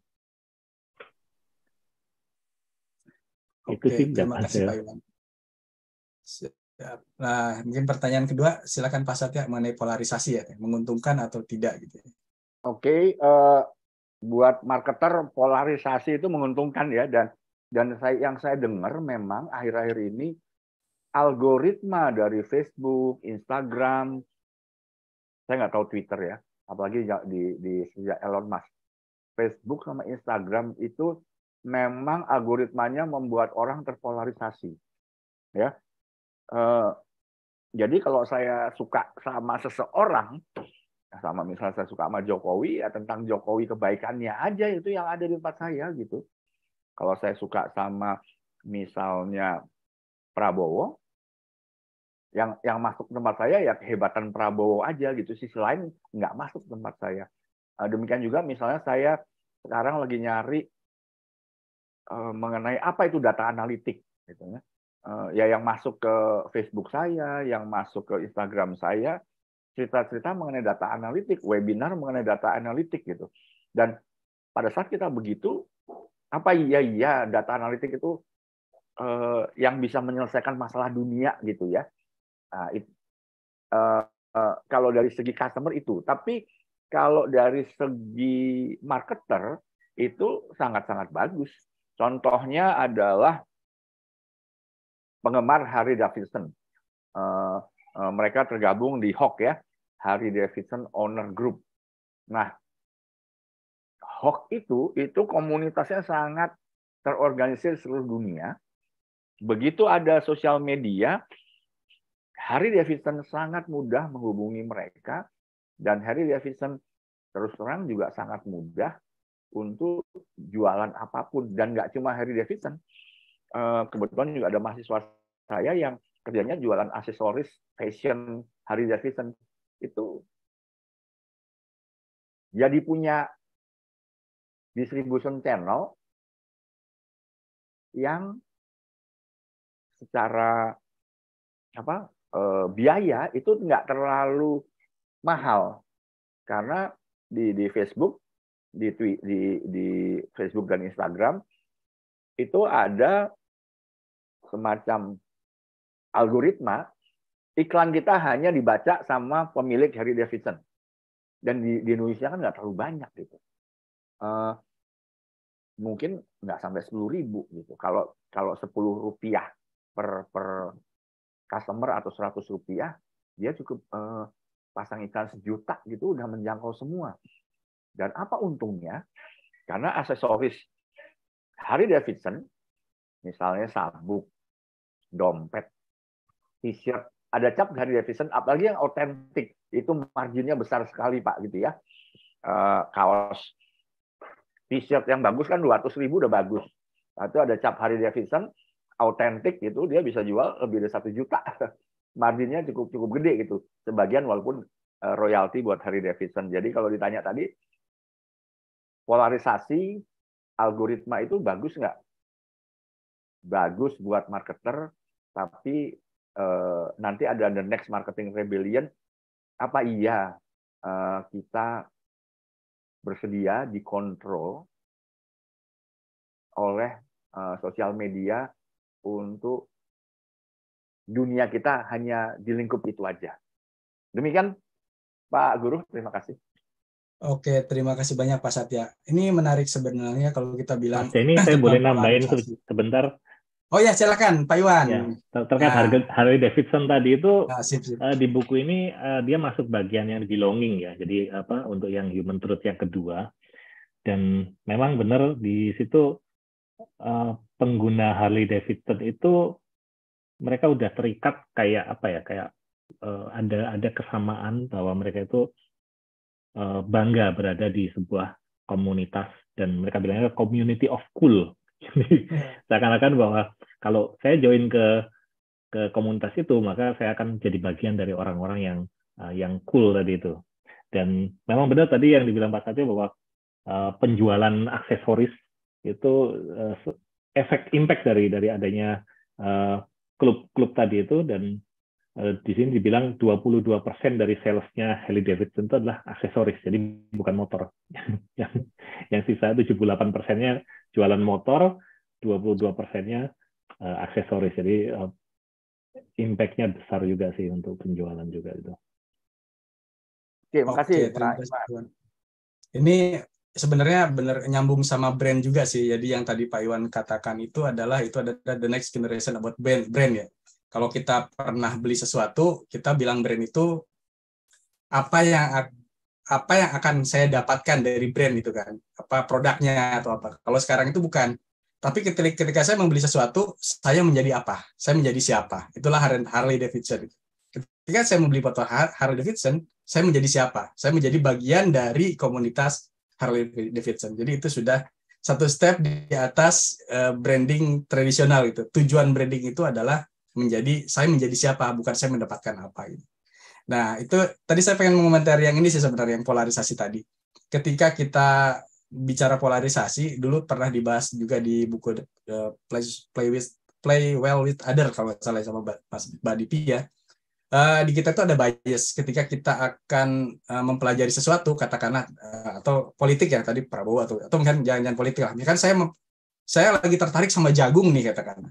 Saya baca tentang jagung, tiba-tiba saya di jalan lihat jagung, tiba-tiba di mobil lihat iklan lihat orang bawa jagung, di jalan kita lihat iklan ada jagung, itu bias. Jadi kita melihat apa yang ingin kita lihat. Nah ini diperparah dengan yang tadi Pak Satya bilang big data analytic. Jadi ada profiling orang, ketika kita sudah punya bias, dimasuk ke Facebook udah bikin algoritma nampilin jagung gitu misalnya. Jadi kita udah punya bias ditambah perparah oleh bias itu. Tapi itu memang benar tadi kata Pak Satya.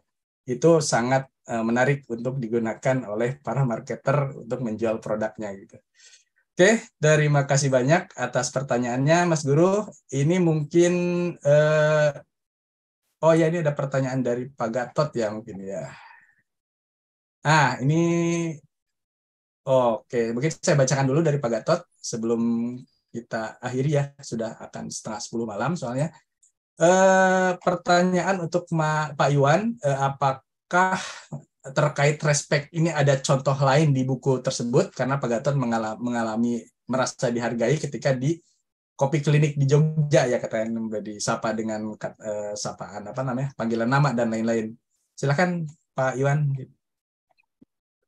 Ya pastinya kalau untuk be respected, untuk dihormati itu, saya pikir itu sudah cukup clear lah, kita akan merasa dihormati seperti apa, contohnya kita didengarkan, kita diorangkan lah ibaratnya ya.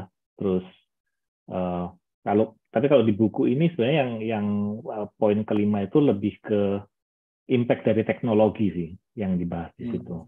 Artinya dengan perkembangan teknologi yang sekarang ini, anything possible. Kita dapetin data lead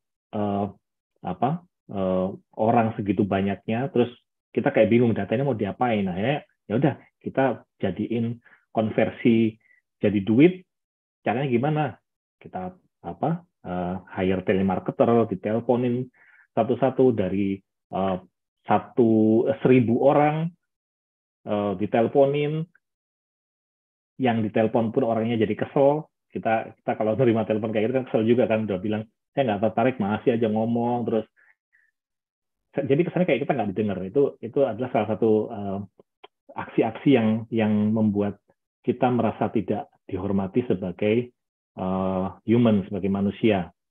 Dan kadang-kadang kalau dari si pemilik brandnya itu, kalau ditanya kenapa kamu melakukan tindakan seperti itu, padahal kamu sendiri juga kalau misalkan mengalami dalam posisi saya, kamu juga pasti nggak suka itu. Oh, ini karena tuntutan dari bisnis, memang kita ekspektasinya dari 1.000 orang yang kita telepon, itu diharapkan ada 10 orang yang akan menerima tawarannya itu.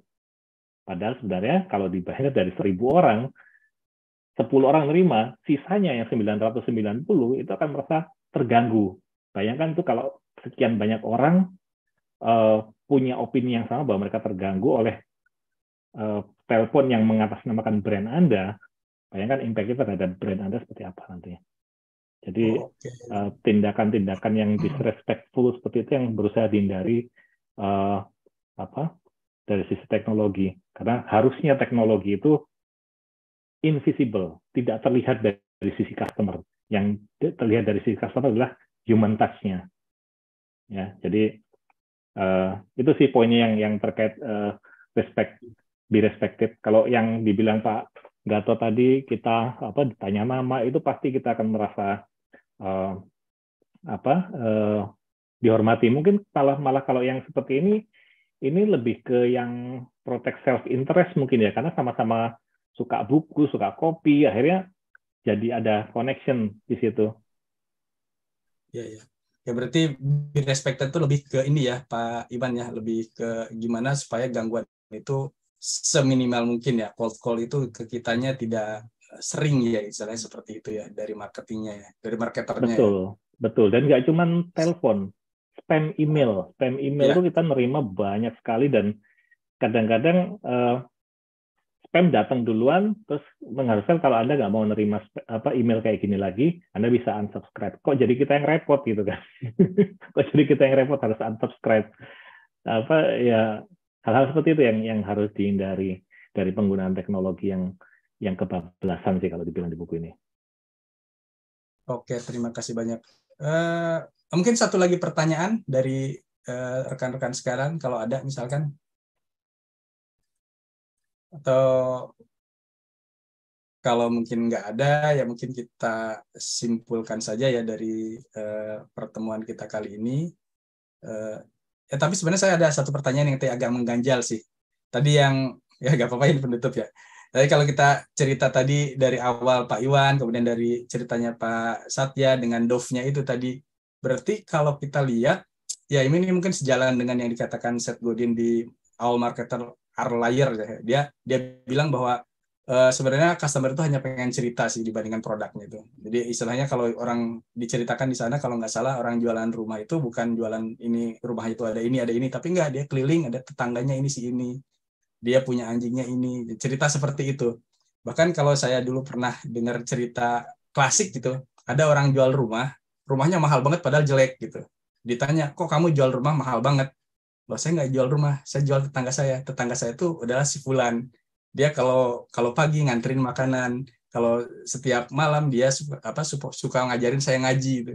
Nah, itu dia jualan tetangga, bukan jualan rumah. Itu yang adanya disebut storytelling ya mungkin ya. Nah, kalau kita lihat kayak Dove tadi kan dia tidak menunjukkan produknya ya, tapi kalau seperti itu berarti sekarang itu posisi produk ini ada di mana ya? Apakah memang kita ya produk nggak penting lah, yang penting kita bisa istilahnya kalau istilah Segon itu istilahnya kita bisa bohongin customer lah, toh customer juga suka dibohongin gitu katakannya. Jadi di mana sisi penting produk sekarang ini di posisi marketing rebellion ini mungkin ya?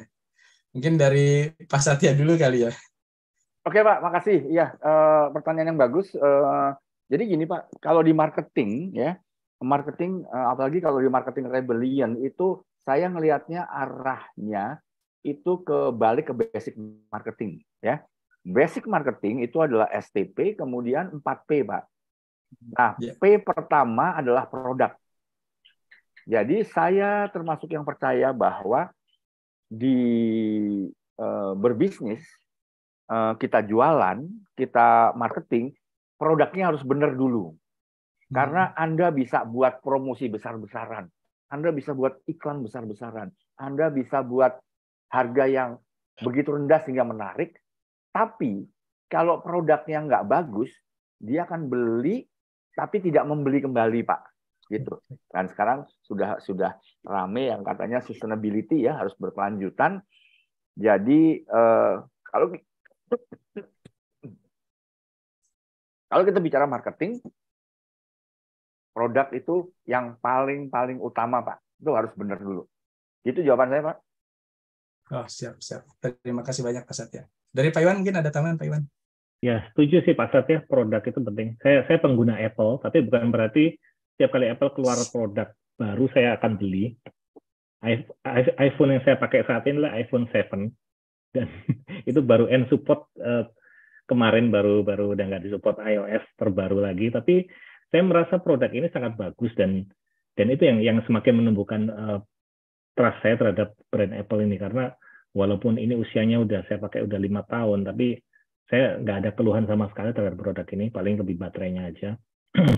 Dan brand di buku itu juga bilang brand itu juga bisa dibentuk dari itu ya, kayak tadi yang saya jelaskan, the hands behind the brand. Jadi orang-orang yang di belakang brand itu, orang-orang para karyawan-karyawan dari organisasi yang memiliki brand tersebut itu adalah sebenarnya corong brand brand tersebut. Jadi kalau di buku itu dicontohkan ada sebuah perusahaan, saya lupa, saya tadi mau nyari perusahaannya apa, tapi dia itu membekali karyawannya itu dengan skill-skill untuk bikin konten di internet.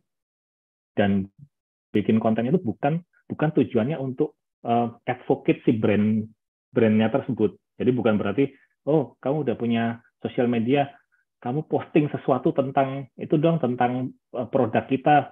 Bukan, itu lebih dari sisi advokasi kalau seperti itu. Itu tidak akan dipercaya juga kalau modelnya kayak gitu. Tapi yang diharapkan adalah engagement dari employee-nya tersebut terhadap si organisasinya, sehingga mereka bisa menceritakan betapa dia senang gitu loh, dia happy. Bahkan kalau dia punya interest pada satu bidang tertentu, mungkin buku kayak saya contohnya, saya bikin Instagram tentang buku, saya posting, orang akan nyari sendiri gitu loh. Misalkan, oh ini si A ini kok dia rajin sekali posting gini, dia itu siapa sih? Dia akan cari, oh dia adalah karyawan dari perusahaan ini, nama perusahaannya ikut di bawah. Bahkan kalau misalkan ada satu karyawan yang dia bisa berprestasinya sehingga suatu hari dia berbicara di forum tertentu di hadapan presiden, maka orang pun akan nyari, ini siapa sih orang ini? Dan again, nama brandnya akan muncul, nama organisasinya akan muncul, dan itu akan impact-nya akan sangat besar sekali pada trust terhadap brand tadi. Artinya brand tersebut memberikan kebebasan kepada karyawannya untuk bisa berkembang juga. Itu sih Mas Denny dari saya. Terima kasih banyak Pak Iwan, terima kasih banyak Pak Satya. Waktu sudah menunjukkan jam 9:30, mungkin saya simpulkan saja. Dari marketing rebellion itu ada 3 rebel ya. Yang pertama itu masalah lies, yang kedua adalah tadi transparansi, dan ketiga adalah kontrol ya, yang hilang ketika era digital sekarang. Dan untuk mengatasi itu semua, kita harus kembali lagi ke customer needs ya, atau I want to. Nah, yang pertama adalah feel love atau dicintai, yang kedua belong, yang ketiga protect self interest, yang keempat feel meaning, dan yang kelima be respected tadi ya, yang terakhir itu. Oke, mungkin cukup sekian untuk hari ini, untuk malam ini. Saya sebagai moderator, mohon maaf jika ada kesalahan dalam memandu acara ini. Saya kembalikan lagi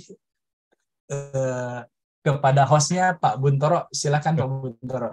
Ya, terima kasih sekali Mas Denny, Mas Iwan, Pak Satya.